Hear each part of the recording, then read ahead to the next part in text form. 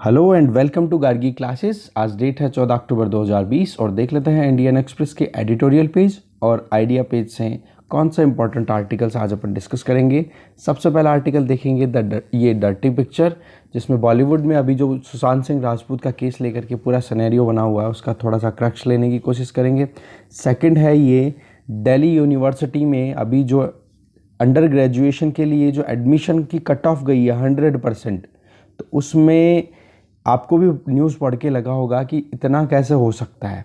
तो जो marking system है बोर्ड्स में, जो स्टैंडर्ड्स फिक्स किए हुए हैं जिसके बेसिस पे बच्चों को मार्किंग दी जाती है या फिर उनको ग्रेड्स प्रोवाइड की जाती है, उस पर इस पूरे आर्टिकल में क्वेश्चन उठाया जा रहा है। तो ये चीज़ अपन देखेंगे। Third article is about a hollow credit architecture. अभी आरबीआई पर गवर्नमेंट की किस तरीके से डोमिनेंस रहती है, इंडिया की पर्टिकुलर बात की जाए और क्या किया जा सकता है। पहले तो देखेंगे कमियां, कॉन्ट्राडिक्शन भी देखेंगे, किस तरीके से गवर्नमेंट अपनी डोमिनेंस चलाती है, फिस्कल पॉलिसी की डोमिनेंस रहती है ओवर द मॉनेटरी पॉलिसी जो भी होती है उस पर। तो इस तरीके से यहाँ पे अपन जानने की कोशिश करेंगे क्या और रिफॉर्म्स लाने की ज़रूरत है जिससे कि हमारे यहाँ पर जो बैंकिंग सिस्टम है या फिर जो इकोनॉमी की हम बात बार बार करते रहते हैं, एक चीज़ और कहते हैं कि रिफॉर्म्स लाने की ज़रूरत है। तो इस बेसिक आर्किटेक्चर में, रेगुलेटरी आर्किटेक्चर में क्या रिफॉर्म्स लाने की ज़रूरत है वो देखेंगे। ये आर्टिकल आप देख लेना, हाथरस से रिलेटेड फिर से रिपीट हो रहा है तो ये नहीं डिस्कस करेंगे, ये भी नहीं डिस्कस करेंगे। नेक्स्ट पेज पे देखें तो ये वाला आर्टिकल है कि किस तरीके से एक्सपोर्ट लेड ग्रोथ रजिस्टर की थी इंडिया ने। अभी तक की बात की जाए 1990 से, जब से हमने एलपीजी पॉलिसी अपनाई है तब से आज तक, ठीक है।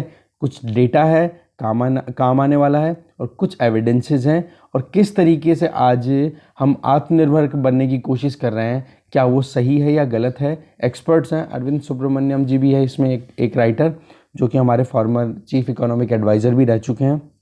इसी तरीके से ये आर्टिकल बहुत अच्छा है जिसमें 5 तरीके के सजेशन दिए जा रहे हैं अलग अलग तरीके से कि कैसे नेशनल एजुकेशन पॉलिसी 2020 को इफ़ेक्टिवली इम्प्लीमेंट किया जा सकता है, ठीक है। ये वाला आर्टिकल आप देख लेना, अपन डिस्कस नहीं करेंगे, ठीक है।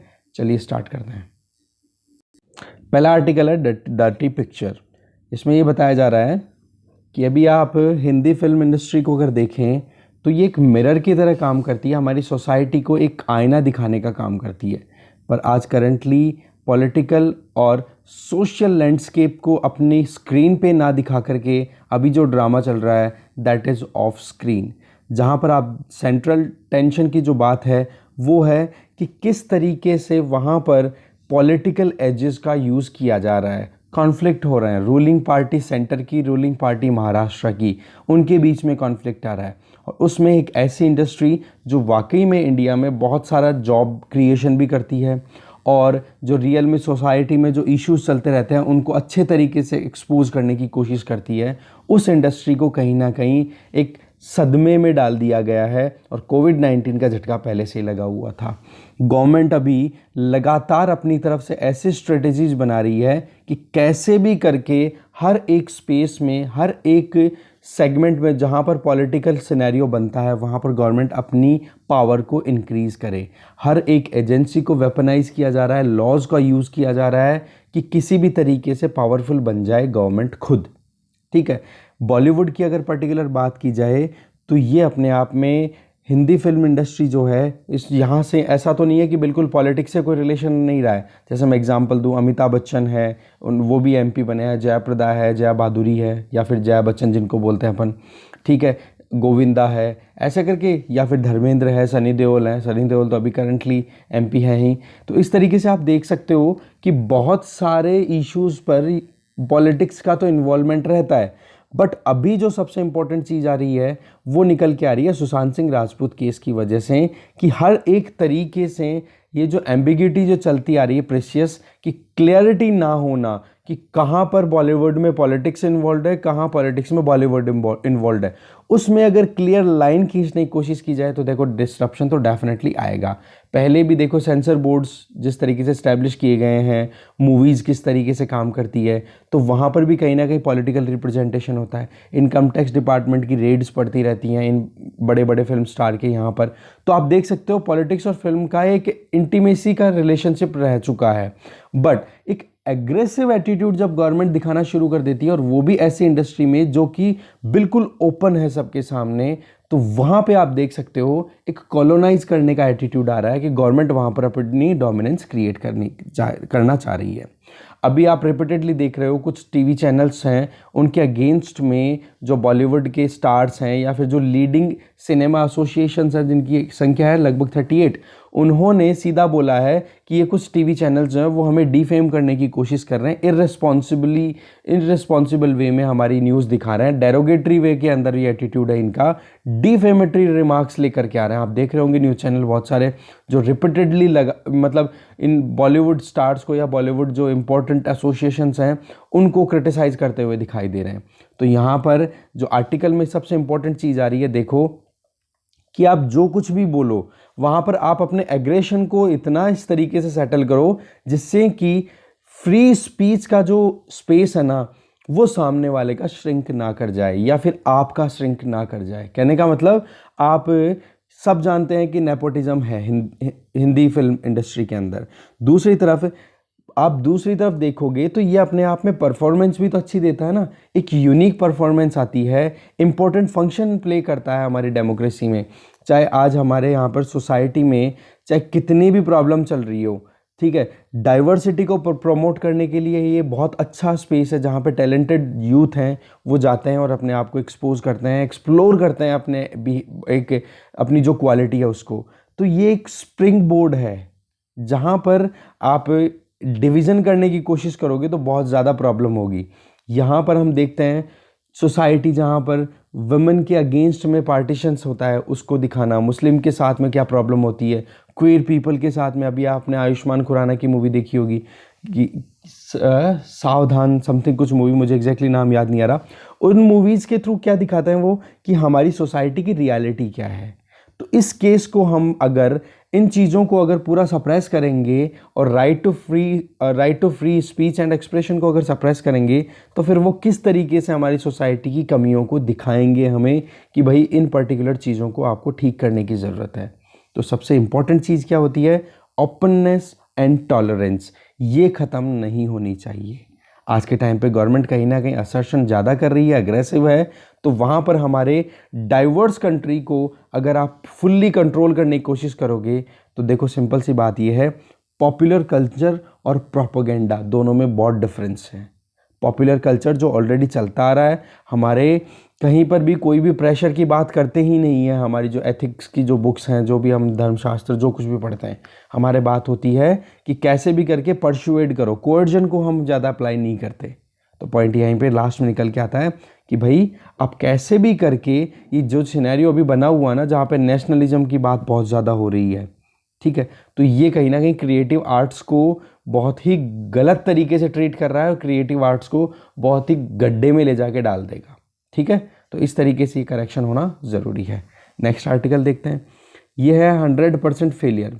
मार्किंग सिस्टम की बात देखो, दिल्ली यूनिवर्सिटी में अंडर ग्रेजुएशन के लिए 100% कट ऑफ गई है। अब इसमें तो आप देख सकते हो कि परफेक्शन की तो बात आपने कर ली, बट न तो इंटेलिजेंस है ना उन बच्चों में इंक्वायरी का एटीट्यूड है।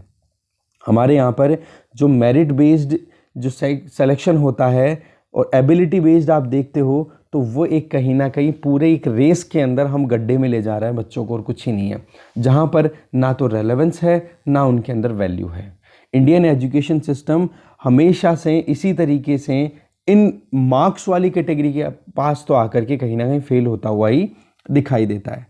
आज अगर अपन देखें तो ये कोई सीक्रेट वाली बात नहीं है कि कंट्री में जो स्कूलिंग सिस्टम है वो लगातार फेल होता जा रहा है, कि स्टूडेंट्स में या चिल्ड्रंस में जो चिल्ड्रन हैं उनमें इंक्वायरी का एटीट्यूड नहीं आता, ना वो क्यूरियस हैं, ना वो लर्निंग ज़्यादा कर पा रहे हैं। तो ये जो टायरनी है ना मार्क्स वाली, ये तो कहीं ना कहीं जो स्पिरिट होनी चाहिए हमारे इंडियन स्टूडेंट्स की, उनके स्पिरिट को भी क्रश कर रहा है लगातार। आज आप देखो हायर एजुकेशन इंस्टीट्यूशंस में एडमिशन किस बेसिस पे होता है कि कैपेसिटी क्या है। ठीक है, स्कूल बोर्ड्स भी आज देखो तो कंपीट कर रहे हैं एक दूसरे से, और ग्रेड इन्फ्लेशन का लगातार बढ़ता हुआ फॉर्म देख रहे हो कि जहां पर 2004 के टाइम पे जितनी ग्रेडिंग सिस्टम हुआ करते, जितना ग्रेड का स्केल होता था एवरेज, वो 2017 में उसका 95% तक पहुंच गया है, 21 टाइम्स इंक्रीज हो गया। आप देखो तो आप देख सकते हो कि मार्क्स की प्रायोरिटी कितनी ज़्यादा हो गई है, जबकि क्यूरियोसिटी और लर्निंग जो कि बहुत इंपॉर्टेंट है और साथ में रेलेवेंस विद वैल्यूज़, वो चीज़ डिक्लाइन करती जा रही है। आज सीबीएसई का देखो, अब डीयू की तो अपन ऑलरेडी बात ही कर रहे हैं कि ये इतनी गजब की इमारत है, इतना एडिफाइस है कि यहाँ पर आप इन क्रैक्स को देखो, इनको रिकवर करो।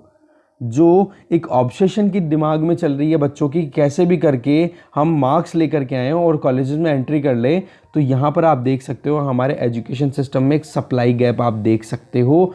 और जिन बच्चों ने अच्छी जगह पे स्कूलिंग कर ली या फिर जिन बच्चों को मौका मिल गया कि हाँ वो मार्क्स ज़्यादा लेकर के आ गए, तो यहाँ पर तो आप हमारे जो इक्वालिटी का प्रिंसिपल है वो यहाँ पे कहीं ना कहीं फेल होता हुआ दिखाई देता है। ठीक है, आज दिल्ली यूनिवर्सिटी में 70,000 सीटें हैं ऑल ओवर इंडिया, उनमें अप्लाई करने के लिए लगभग 3.5 लाख स्टूडेंट्स ने अप्लाई किया है। तो आप देखोगे तो 70,000 को ही केवल सीट मिली तो बच्चे हुए तो फेलियर और एंजाइटी का शिकार हो गए। तो यहाँ पर पॉइंट ये आता है कि हम ये जो एक्सेलेंस के शाइनी आइकन्स है ना, इन शाइनी आइकन्स को हटा करके और हमें वास्ट लेवल की सोचने की ज़रूरत है। हायर एजुकेशन आज अपन देखें तो प्राइवेट और गवर्नमेंट दोनों सेक्टर्स में चलती है, और बेसिकली देखा जाए तो प्राइवेट सेक्टर ज़्यादा डोमिनेट करता है। और जो सेक्शंस हमारे यहाँ पे मार्जिनलाइज्ड है, जैसे कि कास्ट बेस्ड, उन्होंने बहुत ज़्यादा परेशानियों का सामना किया है, जेंडर बेस्ड इश्यूज़ में हमेशा बहुत ही गजब तरीके से वो विक्टिमाइज होते हैं, क्लास बेस्ड इश्यूज़ को सामना करते हैं, तो वो ऑलरेडी बाहर रहते हैं, वो डेप्रिवेशन का शिकार तो पहले ही हैं। और रही सही में आप इस तरीके से 100% कट ऑफ आप रख दोगे तो उस केस में आप देख सकते हो कि हमारे यहाँ पर हायर एजुकेशन में कितना गैप क्रिएट हो रहा है, बायसनेस आ रही है। नेशनल एजुकेशन पॉलिसी में हाँ ये बात ठीक है कि हम एक चीज़ क्लियर की है कि भाई अब से एक एंट्रेंस टेस्ट होगा सभी यूनिवर्सिटी के अंदर एडमिशन्स के लिए, तो इस तरीके की क्राइसिस को हैंडल किया जा सकता है। साथ में ये जो प्रोविज़न है नेशनल एजुकेशन पॉलिसी का, इसमें एक चीज़ और बताई जा रही है कि जो इंडिविजुअल इंस्टीट्यूशन है जो चाहता है कि भाई हमारे पास में फ्रीडम होनी चाहिए, हमारे पास में खुद के रिसोर्सेज हैं, वो अपने लेवल पे करा सकते हैं, बट आप केवल मार्कशीट के बेसिस पे एडमिशन दो, वो देखो सबसे गलत है। आपको चेक करना चाहिए बच्चे में नॉलेज कितना है। ठीक है, अब गवर्नमेंट को कहीं ना कहीं इन स्कूल बोर्ड्स को एक तरीके से एक सैनिटी देने की ज़रूरत है कि भाई ये जो मार्किंग सिस्टम है ना, आप प्लीज़ इसको थोड़ा सा और चेक करो और रीइमेजिन करो एजुकेशन सिस्टम को, जिससे कि इंक्लूसिविटी ज़्यादा लाई जा सके, अपॉर्चुनिटी बच्चों को ज़्यादा से ज़्यादा मिले। ठीक है, तो 100% जैसी कट ऑफ जैसी प्रॉब्लम वापस से नहीं आनी चाहिए। नेक्स्ट आर्टिकल देखते हैं। नेक्स्ट आर्टिकल है अ हॉलो क्रेडिट आर्किटेक्चर। इसमें अपन पूरी डिटेल जानेंगे कि किस तरीके से अभी रिसेंटली 2 बुक्स आई हैं। एक तो फॉर्मर आरबीआई के जो गवर्नर रहे हैं रघुराम राजन जी, उनके साथ में विरल आचार्य, इन दोनों ने एक बुक लिखी है, और दूसरी बुक लिखी है जो उर्जित पटेल, ये भी रघुराम राजन के बाद में आरबीआई के गवर्नर बनते हैं, उनकी बुक। उन्होंने इन दोनों बुक्स में जो सबसे इंपॉर्टेंट चीज़ निकल के आ रही है, that is fiscal discipline dominate करता है मॉनेटरी पॉलिसी पे। मतलब फिस्कल पॉलिसी मतलब गवर्नमेंट जो चाहती है ना, वो ज़्यादा डोमिनेंस में रहता है इंडिया में, बजाय कि आरबीआई खुद अपने हिसाब से कुछ चीज़ों को डिसाइड करे। तो चलिए स्टार्ट करते हैं। पहले थीम देखते हैं आर्टिकल की। देखो, फाइनेंशियल मार्केट की अगर बात की जाए तो इसमें सबसे इम्पोर्टेंट चीज़ क्या होती है कि किसी भी मॉडर्न इकोनॉमी जैसे इंडिया की बात करें तो फाइनेंशियल मार्केट बहुत इंपॉर्टेंट है। इसके 2 की स्टेक होल्डर्स होते हैं, एक तो बैंक और एक होता है इक्विटी मार्केट, जहाँ पे बॉन्ड्स की बात की जाती है। अब ये दोनों के दोनों जो हैं, बैंक में जहाँ पे सेवर्स अपना पैसा ले जाते हैं, तो इक्विटी मार्केट से या फिर जहाँ से बॉन्ड मार्केट होता है वहाँ से कैपिटल मार्केट जिसको बोलते हैं अपन, वहाँ से बोरोवर्स उधार लेकर के आते हैं। तो इस तरीके से अगर इन दोनों के बीच में मैचिंग प्रॉपर हो जाती है तो उस केस में एक इकोनॉमी अच्छे से परफॉर्म करती है। बट आप देखोगे कि इन दोनों में भी कॉन्ट्राडिक्शन आपको बार बार दिखाई देता है। तो सबसे इंपॉर्टेंट चीज़ तो ये है कि इनके बीच में अगर आप देखोगे कि जो गैप है, जो रिस्क है, वो कहीं ना कहीं अपने को कंपनसेट करना होता है, तब जा कर के लोगों में कॉन्फिडेंस आता है। जैसे कि सेवर्स हैं, पैसा उनको सेव करना है, तो वो क्या करेंगे, ऐसे प्रोजेक्ट्स को देखेंगी जहाँ से हाईएस्ट रिटर्न उनको मिले, तो वहाँ पे वो इन्वेस्ट करेंगे। बट यहाँ पर सबसे इंपॉर्टेंट चीज़ आ जाती है कि उनकी रिस्क एक्सपोजर को भी, जो रेगुलेटरी फ्रेमवर्क का जो इंस्टीट्यूशन है, जो गवर्नमेंट है, वो रिस्क को भी कम करे, जिससे कि सेवर्स और ज़्यादा एंथुजियास्टिक फील करें कि हम इन्वेस्टमेंट ज़्यादा करें। तो आप देखो, एक तो सेवर जो होगा वो बैंक में पैसा डालेगा या अपने घर पे इकट्ठा करके रखेगा, उससे ज़्यादा अच्छा अगर वो डायरेक्ट बॉन्ड मार्केट में इन्वेस्ट करे तो कितना ज़्यादा एक्टिविटीज़ होंगी, इकोनॉमिक एक्टिविटीज़। तो इन दोनों के बीच में एक बैलेंस बनाना बहुत ज़रूरी है। बट आप देखोगे तो इन दोनों इश्यूज़ में, एक तो बैंकिंग और एक ही बॉन्ड मार्केट, दोनों में कॉन्ट्राडिक्शन दिखाई देता है। और इसी कॉन्ट्राडिक्शन को आप देखोगे कि कैसे हमारे देश में इकोनॉमिक एक्टिविटीज़ कहीं ना कहीं पैरालाइज होती हुई दिखाई देती है जब वो प्रॉपर इम्प्लीमेंटेशन की बात आती है। अभी रिसेंटली 2 इंपॉर्टेंट बुक्स आई हैं, एक तो रघुराम राजन, साथ में उनके थे विरल आचार्य, उन्होंने बुक लिखी जिसका नाम है quest for restoring financial stability in India. ठीक है। इसमें ये बताया कि किस तरीके से फिस्कल डोमिनेंस रहती है हमारे सेंट्रल गवर्नमेंट की, कहाँ पर, सेंट्रल बैंक पे, या जो भी उसके रेगुलेटरी फंक्शंस हैं। दूसरी तरफ उर्जित पटेल, जो कि फॉर्मर गवर्नर ऑफ आरबीआई रह चुके हैं, उन्होंने भी बिल्कुल यही चीज़ कहा है कि किस तरीके से बैंकिंग इंफ्रास्ट्रक्चर का फिस्कलाइजेशन किया जा रहा है, कि पब्लिक सेक्टर बैंक्स पे गवर्नमेंट की डोमिनेंस होना। एनपीएस लगातार बढ़ते जा रहे हैं, पब्लिक सेक्टर बैंक्स लगातार परफॉर्म अच्छा नहीं कर रहे हैं, फिर भी गवर्नमेंट अपनी जो पॉलिसीज़ है उनको इम्प्लीमेंट करने के लिए पीएसबीज का यूज़ किए जा रही है। तो इनकी बुक है उर्जित पटेल जी की, दैट इज़ ओवरड्राफ्ट। ओवरड्राफ्ट का मतलब कि अकाउंट में पैसा है नहीं, बस बैंक से फैसिलिटी और एक्सेस पैसा लिया और उसका यूज़ करना शुरू किया, और वो भी टाइम पे रीपे नहीं किया। Saving the Indian saver. Indian saver कौन? गवर्नमेंट हो गई, उसको बचा रहा है ये ओवरड्राफ्ट जो बैंकों का यूज़ कर करके गवर्नमेंट करती है। अब सबसे पहले बात करते हैं अपन आचार्य जी की, और ये जो रघुराम राजन जी वाली बुक है उसमें क्या थीम निकल के आती है।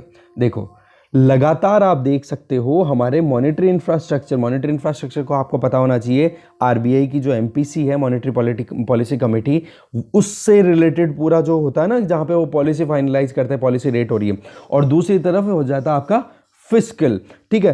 तो आप देखोगे फाइनेंशियल और monetary infrastructure of these regulatory, ये कहीं ना कहीं फिस्कल इंटरेस्ट के अंडर में सब्जुगेट हो रही है, मतलब गवर्नमेंट वहाँ पे डोमिनेट करती हुई दिखाई दे रही है, फिस्कल डोमिनेंस आपको वहाँ पर बढ़ती हुई दिखाई दे रही है।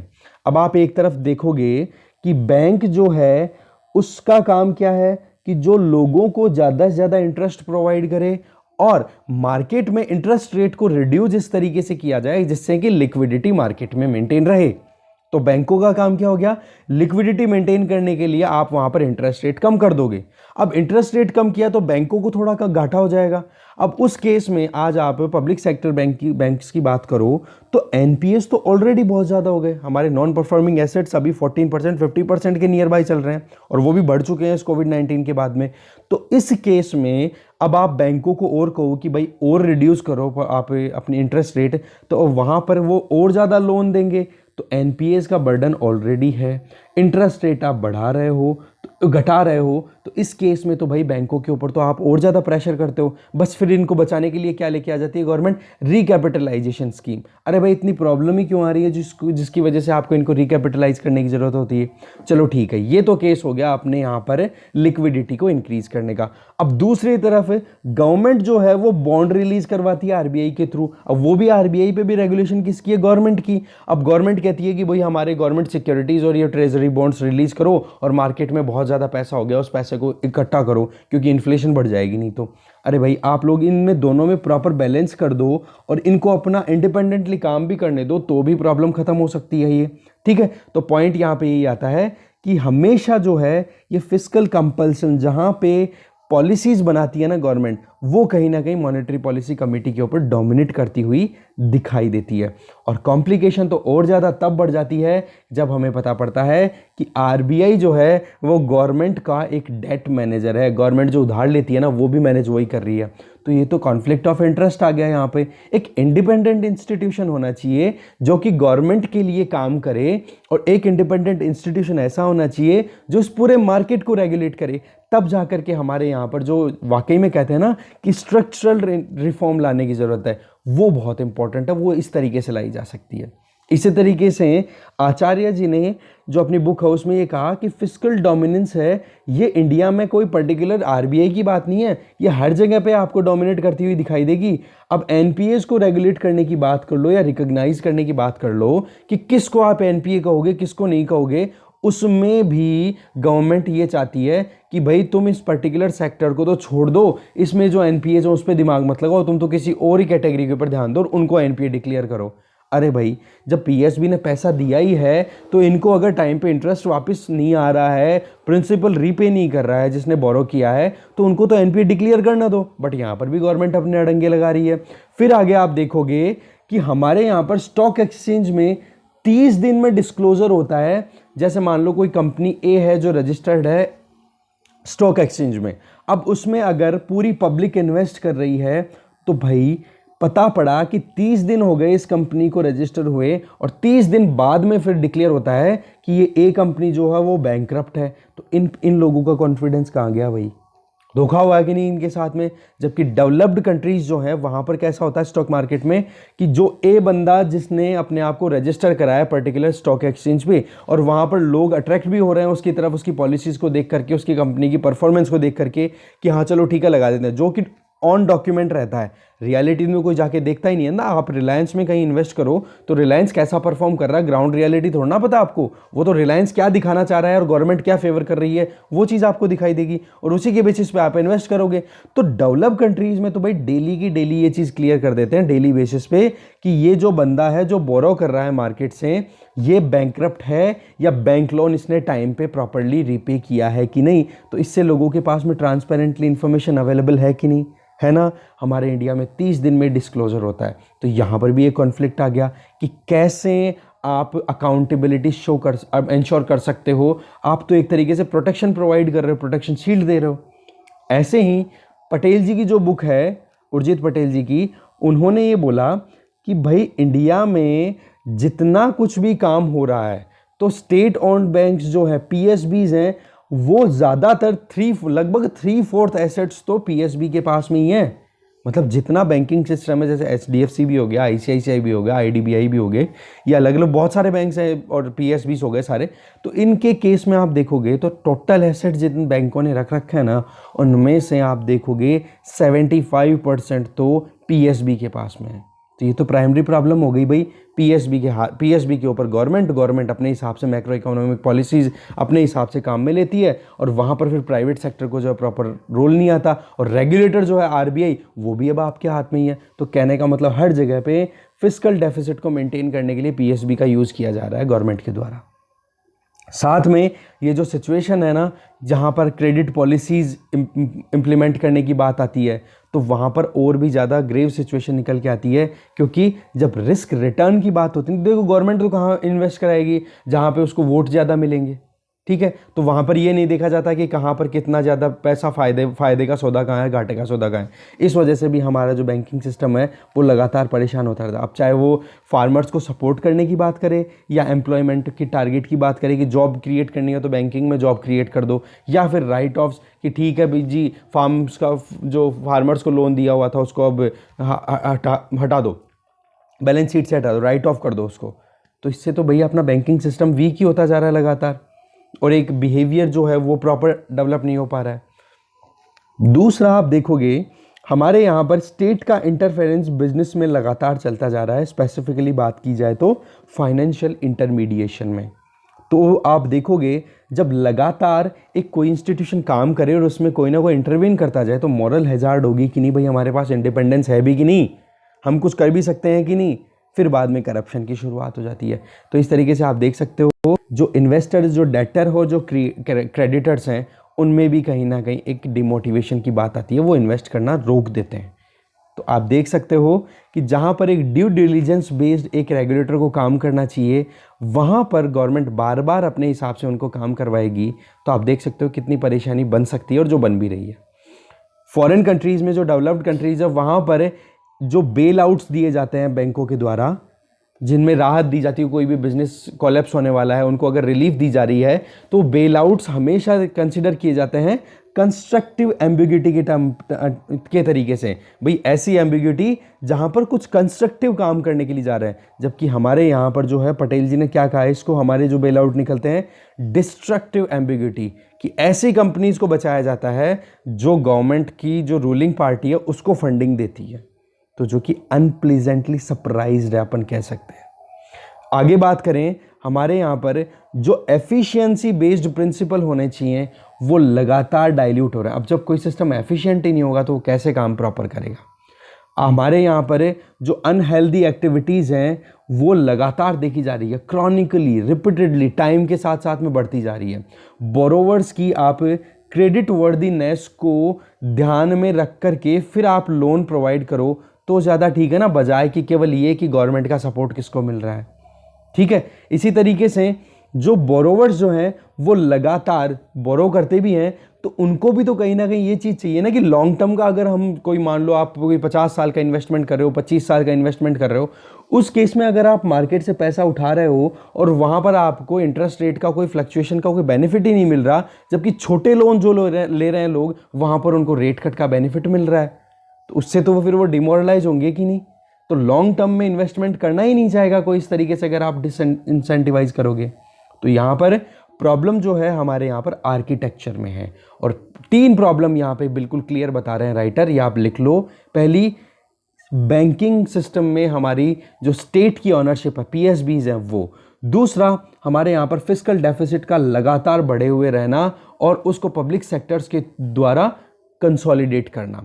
तीसरी जो प्रॉब्लम है दैट इज कि मार्केट रेगुलेटर जो हैं उन पर लगातार गवर्नमेंट का दबाव बना रहता है, तो इसकी वजह से मार्केट में एक कॉन्फिडेंस नहीं आता। जो मार्केट इकोनॉमी की हम बात करते हैं ना, उन तीनों में उस पॉइंट ऑफ व्यू से देखें तो ये तीनों चीज़ें कहीं ना कहीं हमारे यहाँ पर प्रॉब्लम के तरीके से निकल के आती है। तो इन सारी प्रॉब्लम से डील करनी है तो यहाँ पर राइटर 3 सजेशन भी दे रहे हैं। पहला, whole hearted attempt to privatise कर दो पीएसबीज को। दूसरा ये बता रहे हैं कि आरबीआई जो है उसको रिलीव कर दो, ये जो पब्लिक डेट, सरकार की जो उधार का जो मैनेजमेंट आरबीआई करती है ना, वही बात हो गई, खुद ही उधार सरकार लेती है और उसी का मैनेजमेंट करवा रही है, तो इंटरेस्ट कॉन्फ्लिक्ट आ रहा है कि नहीं, कॉन्फ्लिक्ट ऑफ इंटरेस्ट आ रहा है कि नहीं। तो इस तरीके से आरबीआई को रिलीव कर दो भाई, पब्लिक डेट मैनेजमेंट मत कराओ, आरबीआई को एक रेगुलेटर रहने दो इंडिपेंडेंट। तीसरा जो राइटर सोल्यूशन बता रहे हैं दैट इज कि आरबीआई को आप एम्पावर करो कि वो गवर्नमेंट से इंडिपेंडेंटली काम करे। ये कहीं ना कहीं कोरिलेटेड पॉइंट्स हैं, ये सजेशन में अपन दे सकते हैं आंसर राइटिंग के टाइम पे। तो आप देख सकते हो कि किस तरीके से गवर्नमेंट की डोमिनेंस जो है वो लगातार, वही बात, गवर्नमेंट की डोमिनेंस ओवर आरबीआई या बैंकिंग सिस्टम, या फिर कह सकते हैं fiscal dominance over monetary policy. तो ये जो प्रॉब्लम है ना, इसको हमें टैकल करने की ज़रूरत है, नहीं तो ये लगातार गड़बड़ियाँ होती रही हैं और होती जाएगी। एक गुड स्टार्ट अगर हमें लेना है तो हमें फेवर्ड ब्यूरोक्रेट्स को अपॉइंट ना करके एक इंडिपेंडेंट एफिशिएंट एम्प्लॉयज़ को या independent efficient upper level officers को अपॉइंट करने की ज़रूरत है। हमें यहाँ पर पॉलिटिकल इंस्ट्रक्शंस को इम्प्लीमेंट कराने के लिए इन इंस्टीट्यूशंस की जो एफिशिएंसी है उसको रिड्यूस करने की ज़रूरत नहीं है, उनको आप ज़्यादा एफिशिएंट बनाओ। ठीक है, यही इसी तरीके से हम हमारा जो कॉम्पिटेंस है इंटरनेशनल लेवल पे वो भी बना सकते हैं। इंडिपेंडेंट रेगुलेटर्स बनाने की बहुत ज़्यादा ज़रूरत है। वही चीज़ें बता रहे हैं, बोले इकोनॉमिक और पॉलिटिक्स, ये दोनों चीज़ों की पर्सपेक्टिव में अगर देखें तो इन कॉम्प्लिसेंसिंग को हमें कहीं ना कहीं टैकल करने की ज़रूरत है, और टैकल नहीं की गई तो ये प्रॉब्लम लगातार चलती जाएगी और ये लंबे समय से बाकी है, इसको करने की बहुत ज़्यादा ज़रूरत है। नेक्स्ट आर्टिकल देखते हैं। नेक्स्ट आर्टिकल है इंडियाज़ इनवर्ड रिटर्न। ठीक है, ये टर्न है कि रिटर्न है, ये अपन क्लियर करते हैं। सबसे पहले तो ये देख लो यहाँ पे जो ग्राफ आपके सामने कि किस तरीके से मैन्युफैक्चर्ड गुड्स का एक्सपोर्ट हमारे यहाँ से हुआ है 1995 से 2018 तक, और थ्रू आउट वर्ल्ड जितनी इकोनॉमीज है उसमें इंडिया का नंबर कहाँ है, देखो तीसरा नंबर है। और आज अपन बात कर रहे हैं आत्मनिर्भर भारत की, जिसमें वर्ल्ड ट्रेड से हम कहीं ना कहीं विड्रॉ कर रहे हैं, ग्लोबल सप्लाई चेन में रोल भी प्ले करना चाह रहे हैं, बट ग्लोबल सप्लाई चेन से एक बार होल्ड भी कर रहे हैं। तो वो जो चीज़ है ना, उस चीज़ को यहाँ पर क्लियर कर रहे हैं ये राइटर्स, और बहुत ही अच्छा आर्टिकल, आप समझोगे डिटेल में। देखो, अभी आप पॉलिसी मेकिंग जो कम्युनिटी है उस वहाँ से हम बार बार सुन रहे हैं कि आत्मनिर्भर भारत की बात हो रही है, तो ये एक्चुअल रिटर्न बता रहे हैं कि हम जिन कोर प्रिंसिपल्स को छोड़ करके निकले थे 1991 में एक कंसेंसस बेस्ड, उन कोर प्रिंसिपल्स की तरफ ही दोबारा आ रहे हैं। पहला तो ये कि 1991 के बाद में दो इंपॉर्टेंट प्रिंसिपल क्या निकल के आए। एक तो export oriented macro economic side, ठीक है, वो चाहे स्लो रही बट लगातार बनी रही। अब यहाँ पे देखा ग्राफ में आपने। दूसरा कि हम इनवर्ड लुकिंग अगर देखेंगे लिबरलाइजेशन की तरफ, धीरे धीरे लिबरलाइजेशन अब धीरे धीरे बंद कर रहे हैं ना अपन, तो उसकी वजह से आप देखोगे तो अगर इनवर्ड देख रहे हैं तो क्या वाकई में सही है, क्या ये काम करेगा, क्या ये वाकई में स्ट्रांग है ये कदम उठाने। तो राइटर ये बोल रहे हैं स्ट्रांग तो देखो है, अपनी तरफ से लेना कि इनवर्ड अचानक से बिल्कुल यू टर्न ले लेना कि पहले 1990s में आप 1990 से पहले आप चल रहे थे बिल्कुल क्लोज इकोनॉमी, फिर ओपन हो गया, वापस से क्लोज होने की कोशिश कर रहे हो, तो स्ट्रांग तो है। क्या वाकई में ये एक डायग्नोसिस कम ये जो प्रोग्नोसिस करेक्ट है? राइटर्स बोलते हैं नहीं, कि भाई डायग्नोस तो कर रहे हो आप, बट जो प्रोग्नोसिस आप दिमाग में लेके चल रहे हो, जो आपका ओपिनियन है वो आपका क्लियर नहीं है। क्या ये काम करेगा? तो राइटर्स बोल रहे हैं नॉट रियली, लगता नहीं ऐसा होगा। अब यहाँ पे की फैक्ट्स उठाते हैं जो जिनके बेसिस पे हम कुछ समझने की कोशिश करेंगे। देखो हमारे यहाँ पे डोमेस्टिक मैन्युफैक्चरिंग की बात करें, डोमेस्टिक मैन्युफैक्चरिंग में हमेशा से ट्रेड पॉलिसीज़ का एक बहुत इंपॉर्टेंट रोल रहा है।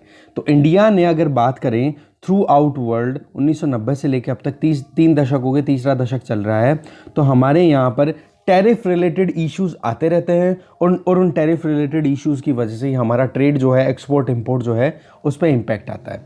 राइटर ये बोल रहे हैं कि 1991 से 2014 तक हमारा जो एवरेज टैरिफ रहा वो 125% से घट करके 13% तक आ गया था। आप कैसे देख सकते हो कितना ओपन इकोनॉमी हमारी हो गई थी।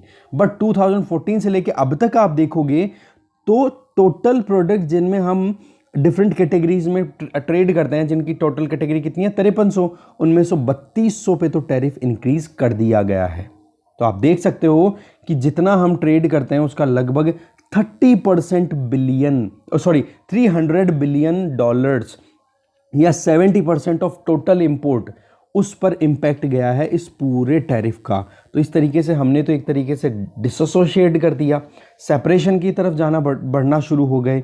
तो टैरिफ इंक्रीज करना एक सबसे बड़ी बात रहती है। तो ये आप डेटा लिख लो, ये एक पूरे लंबे टाइम का डेटा जो आता है ना वो आप ज़रूर नोट किया करो। जैसे कि 1991 से 2014 की बात कर रहा है और 2014 ये वाटरशेड इवेंट बता रहे हैं, वाटरशेड ईयर बता रहे हैं, तो उसके बाद में 2019 तक का आप डेटा, तो ये इस तरीके से लॉन्ग टर्म के 5 साल के लगभग डेटा आ जाए ना, वो आप नोट करके लिख लो, काम आता है। 2 साल, क्वार्टर, ये मैटर नहीं करता। तो ऐसे करके हमारे यहाँ पे टैरिफ इंक्रीज करने की वजह से जो लो स्किल्ड मैन्युफैक्चर्ड गुड्स, जिनके बेसिस पे हमारे जैसे कि सेलफोन असेंबली की बात हो गई या छोटे मोटे और काम हो गए, उन पर ज़्यादा इफेक्ट पड़ा है, लगभग 10 से 15% पॉइंट्स का। ये जो आपने यहाँ पर जो इनवर्ड लुकिंग का जो एटीट्यूड अपनाया है, इसमें 3 मिसकंसेप्शंस बताते हैं राइटर। पहला कि जो ये परसेप्शन कि इंडिया की ग्रोथ सक्सेस जो है वो एक्सपोर्ट बेस्ड नहीं, या फिर ना तो एक्सपोर्ट बेस्ड है ना मैन्युफैक्चरिंग एक्सपोर्ट के बेसिस पे है। कहने का मतलब राइटर तो सपोर्ट ये कर रहे हैं कि हमारा जो ग्रोथ है वो चाहे स्लो रही हो बट स्टीडी रही है जस्ट बिकॉज ऑफ एक्सपोर्ट हमारे यहाँ से। दूसरा ये कि मैन्युफैक्चरिंग हमारे यहाँ पर इतना स्ट्रॉन्ग नहीं है। अरे भाई मैन्युफैक्चरिंग को आप डिटेल में जाके देखोगे तो आपको ग्रोथ दिखेगी, बट हाँ वो स्लो थी, वो एक बात मानने वाली है। तो ये गलत होता है कि जब हम एक स्पेक्टेकुलर एक्सपोर्ट सक्सेस को अवॉइड करें और एक्सपोर्ट लेड ग्रोथ को इग्नोर करें। एक्सपोर्ट को हमें ज़्यादा से ज़्यादा प्रमोट करने की ज़रूरत है। फिर से राइटर डेटा देते हैं कि जब से 1995 से 2018 तक का देखें तो ओवरऑल एक्सपोर्ट जो है डॉलर्स में वो 13.4% एनुअली इंक्रीज होता हुआ दिखाई दिया है।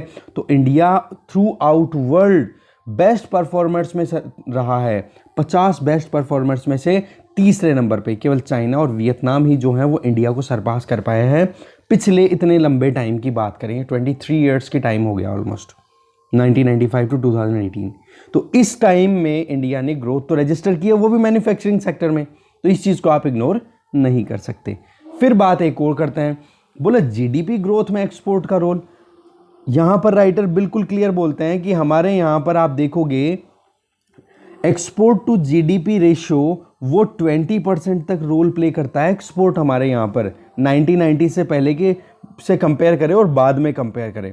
और रही सही में जो 2018 का जो ग्लोबल फाइनेंशियल क्राइसिस आया उसके बाद में ये बात सही है कि थोड़ा सा एक्सपोर्ट की वजह से हमारे जीडीपी में जो कंट्रीब्यूशन है वो थोड़ा सा डिक्लाइन किया, बट फिर भी हमारे यहाँ पर एक्सपोर्ट ग्रोथ को कंसिडरेबल पॉइंट से देख सकते हैं जीडीपी के पॉइंट ऑफ व्यू से। यहाँ पर राइटर सीधा सा पॉइंट बोल रहे हैं कि जब जब 5% एक्सपोर्ट की रिडक्शन होगी हमारे यहाँ से तो आप मान लेना जीडीपी ग्रोथ भी 1% से रिड्यूस हो जाएगी। तो आप देख सकते हो कितना इंपॉर्टेंट रोल प्ले करता है एक्सपोर्ट। ठीक है, फिर बाद में राइटर ये बोल रहे हैं ये तो हो गया हमारे यहाँ पे इंपोर्ट और एक्सपोर्ट का सेगमेंट। अब बात करते हैं कुछ और पेसिमिस्टिक जो ओपिनियन है गवर्नमेंट के उसके बारे में, कि हमारा जो एक्सपोर्ट का फ्यूचर है वो कहीं ना कहीं ओवरलुक किया जा रहा है कुछ की फैक्ट्स के बेसिस पे। ये कि जो एक्सपोर्ट है उसमें पेसिमिज्म का मतलब क्या होता है कि आप हमेशा पॉजिटिविटी की बात करो कि सब अच्छा ही होगा। तो डी ग्लोबलाइजेशन लगातार होता जा रहा है, वीक परफॉर्मेंस आप घर पे कर रहे हो, तो इंडिया कैसे ग्रोथ रजिस्टर करेगा, ये बहुत बड़ा सवाल है। आज यहाँ पर राइटर इसी चीज़ को कन्वर्ट करके बोल रहे हैं कि जिस केस में आज पूरे वर्ल्ड में डी ग्लोबलाइजेशन की बात हो रही है तो उस केस में तो इंडिया को एक अपॉर्चुनिटी मिल रही है, क्योंकि इंडिया को कहीं ना कहीं अपने मैन्युफैक्चर्ड गुड्स को अब एक्सपोर्ट करने का स्पेस और मिलेगा। ठीक है, ये बात ठीक है कि वियतनाम के कंपैरिजन में हमारा एक्सपोर्ट का लेवल जो है मैन्युफैक्चर्ड गुड्स का वो कम है। हम 1.7% ही वर्ल्ड लेवल पे जो एक्सपोर्ट होता है गुड्स का, मैन्युफैक्चर्ड गुड्स का, उसमें 1.7% ही पार्टिसिपेशन है। बट फिर भी आने वाले 10 सालों तक अगर हम थोड़ा थोड़ा भी पार्टिसिपेट करेंगे तो हमारी जो एक्सपोर्ट लेड ग्रोथ है उसे हम सस्टेन कर पाएंगे और जीडीपी जो आज क्राइसिस का सामना कर रही है उससे हम बाहर निकाल पाएंगे। पॉसिबिलिटी है, वो केवल हाइपोथेटिकल नहीं है। एग्जैक्टली ये चीज़ हम देख सकते हैं जब से जो सब प्राइम क्राइसिस आए थे, ग्लोबल फाइनेंशियल क्राइसिस आए थे 2008 के बाद में। तो 2010 में आप देखोगे तो वर्ल्ड एक्सपोर्ट है वो तो एक तरीके से स्टैग्नेंट हो गया, फंस सा गया, बट इंडिया का एक्सपोर्ट 3% से इंक्रीज हुआ है मैन्युफैक्चरिंग के साथ साथ में सर्विस का। तो मैन्युफैक्चरिंग के बाद में अब सर्विस की बात कर लेते हैं। सर्विस से पहले एक छोटा सा पॉइंट कि किस तरीके से हमारे यहाँ पर एक्सपोर्ट जो है वो लगातार डिटेरियोरेट हो रहा है। तो राइटर ये बोल रहे हैं कि भाई आपकी जो पॉलिसीज़ है ना एक्सपोर्ट के अगेंस्ट में, एंटी एक्सपोर्ट पॉलिसीज़, उसकी वजह से हमारे यहाँ पर डिक्लाइन देखा गया है। रही सही में एप्रीशिएशन देखा गया है 20% का। एप्रीशिएशन का मतलब रुपया स्ट्रॉन्ग। अब आप एक चीज़ बताओ, बाहर से कोई इंपोर्ट करना चाह रहा है हमारे यहाँ से कुछ पेन बनवा के, अब रुपए की वैल्यू 70 है $1 के अगेंस्ट में, तो वो $1 देगा तो आपके यहाँ पर 70 रुपये की तरह ट्रीट होगा, और 1 रुपये का एक पेन है तो आप 70 पेन दे दोगे। दूसरे केस में अगर $1 के इक्विवेलेंट आपका रुपया एप्रीशिएट हो गया, एप्रीशिएट का मतलब रुपए की वैल्यू ज़्यादा हो गई, और $1 के इक्विवेलेंट 69 रुपीज़ हो गए। ठीक है, एप्रीशिएट का मतलब रुपया स्ट्रॉन्ग होना। तो उस केस में आप देखोगे कि उसको $1 में केवल 69 पेन से मिल रहे हैं। तो यहाँ पर एक्सपोर्ट इंडिया का घटा के नहीं, एग्जैक्टली यहाँ पर ये बता रहे हैं कि हमारे एक तो एप्रिशिएशन होना और दूसरा एंटी एक्सपोर्ट पॉलिसीज़ की वजह से लगातार हमारे फार्मास्यूटिकल प्रोडक्ट्स की एक्सपोर्ट है वो भी रिड्यूस हो रही है, सोशल पॉलिसी भी ज़्यादा नहीं जा रही है, लाइव स्टॉक प्रोडक्ट्स हैं वो भी डाउन हो रहे हैं, तो एग्रीकल्चर एक्सपोर्ट पे भी इम्पैक्ट जा रहा है, जिसकी वजह से आज हमारे फार्मर्स भी कहीं ना कहीं एक सीवियरिटी या फिर इश्यूज़ का सामना करते रहते हैं। ग्लोबल ट्रेड में आज इंडिया का एक्सपोर्ट कहीं ना कहीं कोलैप्स होता हुआ दिखाई दे रहा है। ये बात ठीक है कि अगर हम ध्यान दें कि एक्सपोर्ट में एक्चुअल में आज इंडिया जो है सर्विस का एक हब बन चुका है, सॉफ्टवेयर इंडस्ट्री है। तो वहाँ हम देखें तो हमारे यहाँ से लगभग स्किल्ड लेबर बहुत जाती है, अनस्किल्ड और semi skilled labours. Western countries की बात कर लो आप, वेस्टर्न कंट्रीज में पर्टिकुलर अपन बात करें गल्फ कंट्रीज़ की, तो वहाँ पर हमारे जो जाते हैं वो रेमिटेंस भी तो भेजते हैं ना। राइटर यहाँ पे बोलते हैं, हम कल एक सेकंड कॉलम और देंगे, वहाँ पर आप और समझ जाओगे। तो एक अपॉर्चुनिटी जिसको अंडर रिकॉग्नाइज किया हुआ है सर्विस को, उसके हमें देखने की ज़रूरत है। कहने का मतलब सर्विस सेक्टर को भी हमें ज़्यादा ध्यान में देने की ज़रूरत है। मैन्युफैक्चरिंग पे तो ध्यान देना ही है, सर्विस पे भी। आज ग्लोबल एक्सपोर्ट, वर्ल्ड एक्सपोर्ट की बात करें तो जो ग्लोबल फाइनेंशियल क्राइसिस आए थे ना, तब 25% तक पीक कर गई थी सर्विस सेक्टर का। अगर पर्टिकुलर बात करें तो वो डिक्लाइन करते करते 2019 तक 21% तक आ गया। बट इंडिया का पर्टिकुलर बात करें, ग्लोबल तो हो गया डिक्लाइन करता हुआ, बट इंडिया का सर्विस सेक्टर एक्सपोर्ट 6.5% था, वो अब इंक्रीज होकर के 7% तक हो गया। तो इंडिया का तो सर्विस सेक्टर एक्सपोर्ट इंक्रीज हो रहा है। तो पॉइंट यहाँ पे आ रहा है कि एक्सपोर्ट ओरिएंटेशन को हमें बंद नहीं करना चाहिए। अब कोविड-19 क्राइसिस की वजह से देखें तो अब देखो कहीं ना कहीं ग्लोबलाइजेशन को बहुत सारे इश्यूज का सामना करना पड़ रहा है। और दूसरी तरफ अपन देखें तो हम ध्यान दे रहे हैं कि बोला कंजम्पशन बेस्ड हमारे यहाँ पर ही, मतलब जो डोमेस्टिक कंजम्पशन बेस्ड ही हमारी इकोनॉमी को हम और ज़्यादा एनकरेज करेंगे और ज़्यादा अपलिफ्ट कर लेंगे। तो यहाँ पर राइटर एक चीज़ बोल रहे हैं, भाई आपकी इकोनॉमी 2.9 ट्रिलियन डॉलर की है, कोई बात नहीं है, 5th लार्जेस्ट है वर्ल्ड में, कोई बात नहीं है। फिर आप कहते हो कि हमारा डोमेस्टिक मार्केट है, उसकी वजह से ही हम सस्टेन कर जाएंगे, ओके कोई बात नहीं है। बट पॉइंट ये आता है कि आप किस बेसिस पे बैठे हुए हो जी। आप तो मिडिल क्लास को सबसे ज़्यादा स्ट्रांग मानते हो ना। मिडिल क्लास के बारे में मैंने आपसे ऑलरेडी बात की, मिडिल क्लास तो ऑलरेडी कोलैप्स्ड है, ध्यान ही नहीं दे रही गवर्नमेंट मिडिल क्लास पे, ठीक है। तो मिडिल क्लास को आप मानते हो कि हमारे यहाँ पर 15 से 40% तक का जीडीपी में कंट्रीब्यूशन मिडिल क्लास का होता है। अब उस मिडिल क्लास को आप कैटेगराइज करो, उसमें बहुत बड़ा सेक्टर जो है वो तो गरीबी का शिकार है।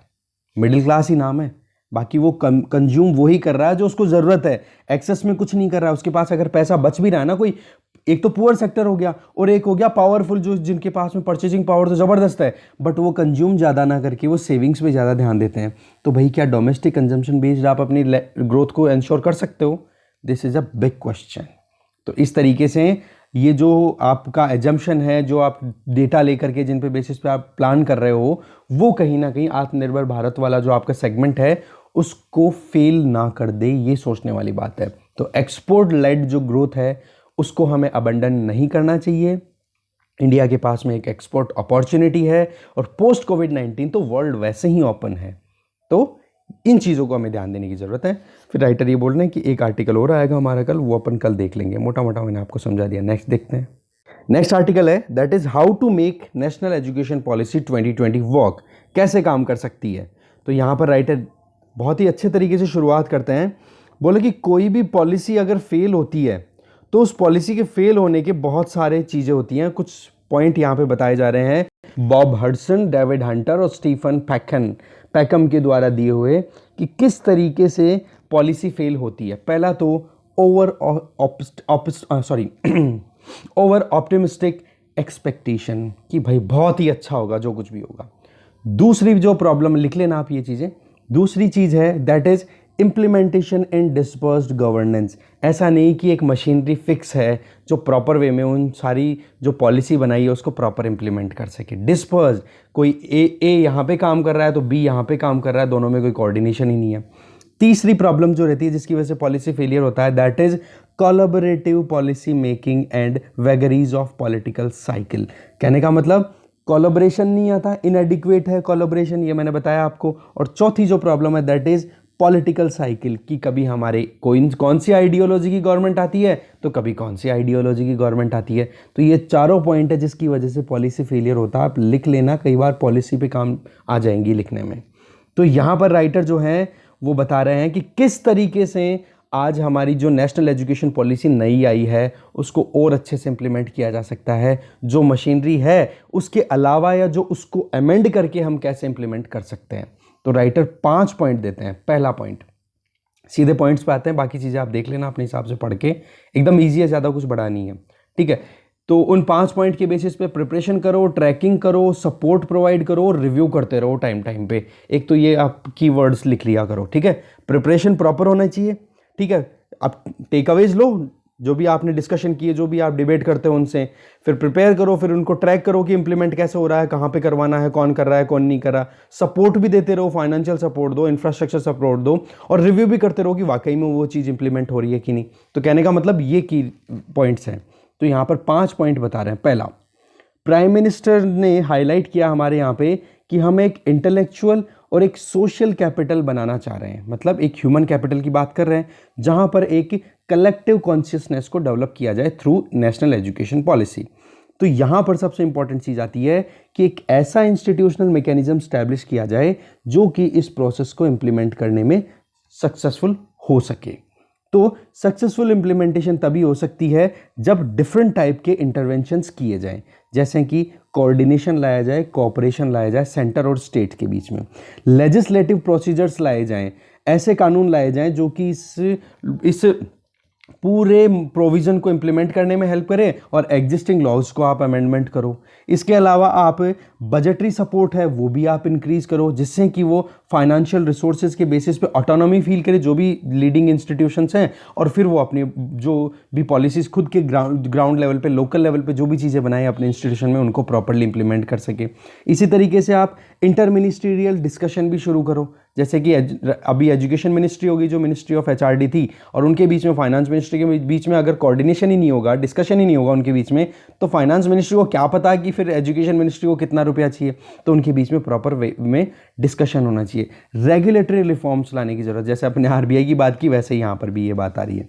तो प्रधानमंत्री की जो टास्क फोर्स है हायर एजुकेशन रिफॉर्म से रिलेटेड, वो एक एडवाइजरी बॉडी की तरह काम कर सकती है, जो कि जिसमें कि पब्लिक और प्राइवेट हायर एजुकेशन इंस्टीट्यूशंस जो हैं, हायर इंस्टीट्यूशन के जो मेंबर्स हैं, वो बैठें, प्रधानमंत्री को समझाएं और जो कमियां हैं उनके बारे में बताएं और जो अच्छाइयां उनको अप्रिशिएट करें। तो एक टाइम बाउंड मैनर में इंप्लीमेंटेशन होना चाहिए, जिससे कि अकाउंटेबिलिटी भी फिक्स हो और इंप्लीमेंटेशन भी प्रॉपर हो। तो पहला सजेशन तो हो गया कि कैसे भी करके इंटरवेंशन लेने की जरूरत है कि आप इन सारे सेगमेंट्स में, हर एक सेगमेंट में कुछ नया करो। दूसरा, हमें जरूरत है कि एक नेशनल इंप्लीमेंटेशन, जो नेशनल एजुकेशन पॉलिसी है उसके लिए एक इम्प्लीमेंटेशन स्टैंडिंग कमेटी बनाई जाए, जो जिसमें कि जो भी यूनिवर्सिटीज़ हैं, चाहे प्राइवेट हो चाहे गवर्नमेंट हो, इनके वाइस चांसलर्स बैठे, फिर वो देखें कि जो नेशनल एजुकेशन पॉलिसी है उसके लिए इम्प्लीमेंटेशन प्लान क्या बनाए, टाइम बाउंड मैनर में एक प्लानिंग होनी चाहिए, और फिर उसकी एक स्पेसिफिक फंक्शंस भी उनके हाथ में होनी चाहिए। जो कमेटी आप बना रहे हो, ठीक है, उनके हाथ में पावर्स भी होनी चाहिए। उसके बेसिस पे फिर वो सब कमिटीज़ भी बनाएं। कहने का मतलब रीजनल बेसिस, छोटी लोकल ग्राउंड रियलिटीज़ को ध्यान में रखती हुई छोटी छोटी कमिटीज़ सेंट्रल कमेटी को सजेशन दे, और फिर वो सेंट्रल कमेटी जो है वो फिर मिनिस्ट्री ऑफ एजुकेशन को सजेशन दे। ऐसे करके फिर वो काम करेंगे तो हमारे यहाँ पर काम प्रॉपर हो सकता है। इसमें एजुकेशन सेक्रेटरी जो है उनका रोल बहुत इंपॉर्टेंट हो जाता है कि वो प्रॉपर वे में काम करे हायर एजुकेशन इंस्टीट्यूशन में, ये नेशनल एजुकेशन पॉलिसी को इंप्लीमेंट करने में। नेक्स्ट है जो थर्ड यहाँ पर सजेशन दिया जा रहा है, that is national education ministers council, कि जितने भी यूनियन मिनिस्टर्स हो गए, मिनिस्टर एक तो हो गया, बाकी स्टेट मिनिस्टर जो भी हो गए वो, और जो स्टेट्स के एजुकेशन मिनिस्टर हैं उनको साथ में बिठाए, जैसे जीएसटी काउंसिल है ना, उस तरीके से हम एक इंस्टीट्यूशन काउंसिल स्टैब्लिश कर सकते हैं, जहां पर पॉलिटिकल इश्यूज़ के बारे में डिस्कशन किया जा सकता है, इम्प्लीमेंट किया जा सकता है, जो भी डिस्कशन हो नेविगेट किया जा सकता है, स्टेट गवर्नमेंट की जो पर्सपेक्टिव्स हैं उन पर भी ध्यान दिया जा सकता है, और जो हमारी इंडिया की डाइवर्सिटी है उसको भी हम प्रोटेक्ट कर सकते हैं एजुकेशन के पॉइंट ऑफ व्यू से। Fourth suggestion is about institution of eminence. ये बात अपन ने पहले बहुत बार आपने देखी होगी, अगर आप बहुत पहले से प्रिपरेशन कर रहे हैं, 2-3 साल हो गए आपको, तब आपको पता होगा इंस्टीट्यूशन ऑफ एमिनेंस की बात की गई थी प्रधानमंत्री के द्वारा। 2016 में हमारे फाइनेंस मिनिस्टर अरुण जेटली जी ने कहा भी था कि हम एक इनेबलिंग रेगुलेटरी आर्किटेक्चर क्रिएट करेंगे, जिससे कि 10 पब्लिक और 10 प्राइवेट इंस्टीट्यूशन को वर्ल्ड लेवल का, वर्ल्ड कैटेगरी में जो compete कर सकें उस तरीके का इंस्टीट्यूशनल इंफ्रास्ट्रक्चर और वहाँ के लेवल की एजुकेशन प्रोवाइड करेंगे।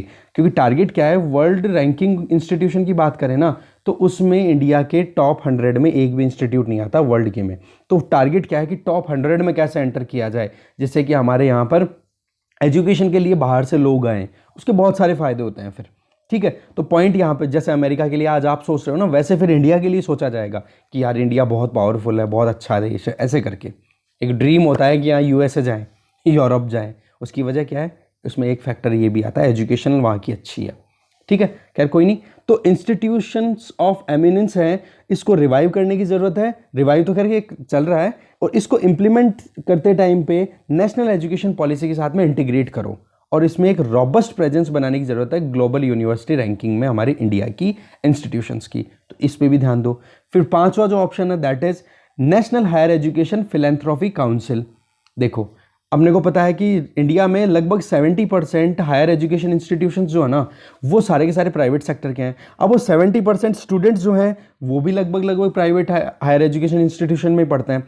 तो वहाँ पर ये जो प्राइवेट इंस्टीट्यूशन के जो ऑनर्स हैं, जैसे अभी आप रिलायंस की बात करो, रिलायंस जियो की खुद की अपनी एक यूनिवर्सिटी हो गई, अजीज़ प्रेम जी की खुद की हो गई, ये अलग अलग इंस्टीट्यूशन में कहीं ना कहीं कंट्रीब्यूट करते रहते हैं और फिलेंथ्रॉफी का मतलब दान भी देते रहते हैं एजुकेशन के लिए अपनी तरफ से। तो उनकी भी एक काउंसिल बनाओ जिससे कि एक प्रमोशन दिया जा सके हमारे एजुकेशन सिस्टम को री इमेजिन करने में कि भाई एजुकेशन सिस्टम में क्या प्रॉब्लम। देखो प्राइवेट सेक्टर जहाँ पे उतरता है ना, वहाँ पर इनोवेशन तो लेकर के आते ही हैं, वो फिर कंपटीशन में आते हैं तो compete करने के लिए वो अच्छे से परफॉर्म भी करते हैं, राइट। तो वहाँ पर आप उनको टैक्स इंसेंटिव्स भी दे सकते हो, रेगुलेटरी इश्यूज़ में कहीं ना कहीं थोड़ा बहुत भी जहाँ पर यूँ लगे कि हाँ कुछ और ज़्यादा उनके ऊपर प्रेशर बन रहा है तो उनको थोड़ा रिलीव कर सकते हो। इनोवेटिव इंस्टीट्यूशनल मैकेनिज्म्स क्रिएट करने के लिए उनको एक तरीके से एम्पावर कर सकते हो। एंडोमेंट फ्रेमवर्क क्रिएट किए जा सकते हैं। एंडोमेंट फ्रेमवर्क में एक तो हो सकता है क्या, higher education infrastructure development endowment fund बनाओ, या फिर हायर, इसके अलावा फिर एक फंड और बनाओ जिसमें हायर एजुकेशन स्टूडेंट स्कॉलरशिप के लिए बात की जाए और एक तरफ हो जहाँ पे रिसर्च के बारे में बात की जाए। तो इस तरीके के एंडोमेंट की भी बात की जाए, फंड बनाया जाए। तो पॉइंट यहाँ पर राइटर ये बोल रहे हैं कि भाई 5 पॉइंट मैंने आपको बताए, इन 5 पॉइंटों को अगर आप प्रॉपरली इंप्लीमेंट कर लेते हो तो बहुत फायदेमंद रिजल्ट्स मिल सकते हैं।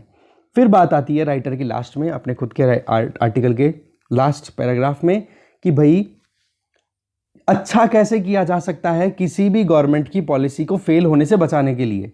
तो सीधी सीधी यहाँ पर 5-6 बातें बताते हैं। पीटर शॉक के द्वारा बोली हुई 6 बातें हैं, 6 एलिमेंट। एक तो इंसेंटिव दो, इंस्ट्रूमेंट्स बनाओ, इंफॉर्मेशन होनी चाहिए, एडेप्टेबिलिटी को प्रमोट करो, क्रेडिबिलिटी को इंश्योर करो और मैनेजमेंट अच्छा होना चाहिए। तो सक्सेसफुल बनाने के लिए नेशनल एजुकेशन पॉलिसी को क्या करें हम, कि ऐसे स्टेक होल्डर्स को ऐसे को बनाए जिनको इंसेंटिव हम करते रहें, कि जो भी प्लेयर आना चाह रहा है एजुकेशन सिस्टम में उनको हम इंसेंटिवाइज करते रहें कि भाई ठीक है, आप अगर ये शुरुआत करते हो तो शुरुआत में जैसे startup India, stand up India का आपको पता होगा कि शुरू में आपको 3 साल तक आपको कोई टैक्स नहीं देना, आप केवल परफॉर्म करो, राइट। तो उस तरीके से इंसेंटिवाइज करोगे तो ज़्यादा से ज़्यादा प्लेयर्स आएंगे, अच्छे से हमारा एजुकेशन सेक्टर एक्सपेंड होगा। फिर फॉर्मुलेट करो ऐसे इंस्ट्रूमेंट्स के लिए, इंस्ट्रूमेंट्स को जिनके पास में लीगल पावर हो, पॉलिसी बना सके और प्रॉपर रेगुलेशन कर सके और इंस्टीट्यूशनल मैकेनिज्म को एक तरीके से फॉर्मुलेट करके प्रॉपर इंप्लीमेंट कर सके। इसी तरीके से जो हमारे इंफॉर्मेशन रिपोजिटरीज है उनको रिलायबल बनाओ। ऐसे नहीं कि फेक डेटा आपने चढ़ा रखा है कहीं पोर्टल के ऊपर और उसको कोई देखे, फिर रियलिटी में जाके देखे एजुकेशन सिस्टम में, वहाँ पर आपको वो दिखे ही नहीं। तो रिलायबिलिटी होनी चाहिए हमारे यहाँ पर, ठीक है, वहाँ पर एक रिलायबल सिस्टम होना चाहिए। इसी तरीके से अडेप्टेबिलिटी होनी चाहिए एजुकेशन सिस्टम में, हमारे हायर एजुकेशन में, क्योंकि इंटरनेशनली टेक्नोलॉजिकल डिसरप्शन लगातार आ रहा है और जब हायर एजुकेशन में टाइम पे अमेंडमेंट चेंजेस नहीं आएंगे तो कैसे फिर वो अपने एजुकेशन सिस्टम में उतर पाएंगी वो चीज़ें। इसी तरीके से ट्रांसपेरेंट मैनर में क्रेडिबिलिटी भी लानी चाहिए हमारे इंस्टीट्यूशन में और सभी स्टेक होल्डर्स का पार्टिसिपेशन इंश्योर हो। जैसे अभी बात की ना दिल्ली यूनिवर्सिटी वाला केस, जिसमें क्या प्रॉब्लम थी कि भाई आप तो ये partition already down trodden section जो है, मार्जिनलाइज सेक्शन जो है ऑलरेडी परेशानियों का सामना कर रहा है और रही सही में आप उनको अपॉर्चुनिटी नहीं दोगे तो वो वहाँ पर इक्वालिटी का जो प्रिंसिपल है उसको हम अपहेल्ड ही नहीं कर पाएंगे। और फिर बाद में सबसे इंपॉर्टेंट बात करें कि हमें प्रिंसिपल ऑफ मैनेजमेंट को, साउंड प्रिंसिपल ऑफ मैनेजमेंट को डेवलप करने की ज़रूरत है। तो ऐसे करके आज का डिस्कशन यही खत्म होता है। Thank you.